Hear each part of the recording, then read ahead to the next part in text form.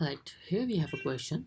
If a circle circumscribe a triangle bounded by x-axis, y-axis and the line 3y minus 4x is equal to 24. So the first thing that we must do in such questions is to draw the figure. So I'll quickly draw the figure. So here we have y-axis, here we have x-axis.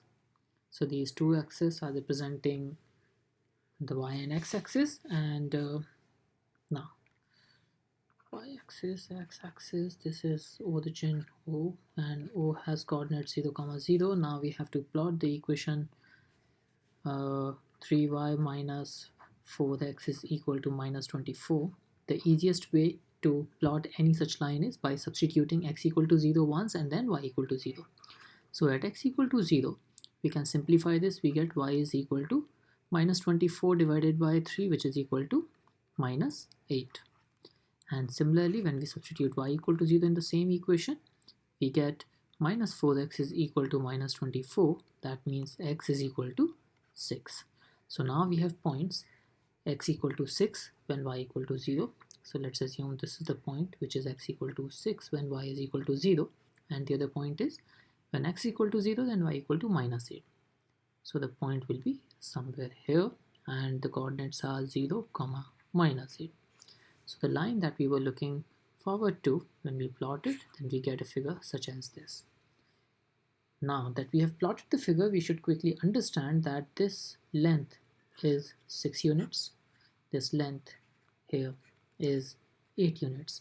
Let's call these points A and B.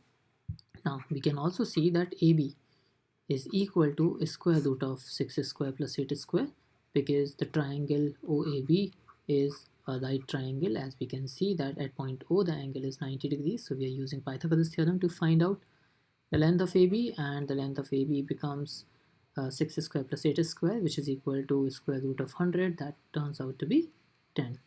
So now we have all the three sides and it's a most frequently used right triangle, that is 6, 8, 10. Now we have to draw a circle here. Now we have a circle here.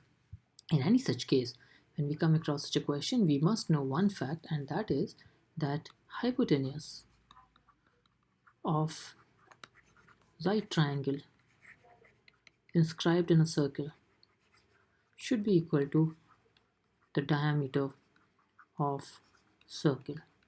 That's precisely because of the property that in any circle, the angle drawn at the center of the circle is always twice the angle drawn at the circumference. If this is theta, this is 2 theta.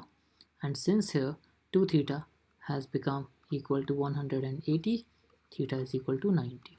We have theta equal to 90, so 2 theta becomes 180. That means the center of the circle has to be exactly at the midpoint of the hypotenuse. That means the diameter of the circle becomes 10, which also means that radius of the circle becomes 10 divided by 2, that is equal to 5. And we have here answer D option.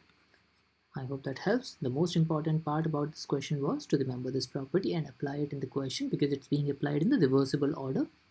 So knowing this property is really important. Thank you so much for watching this video.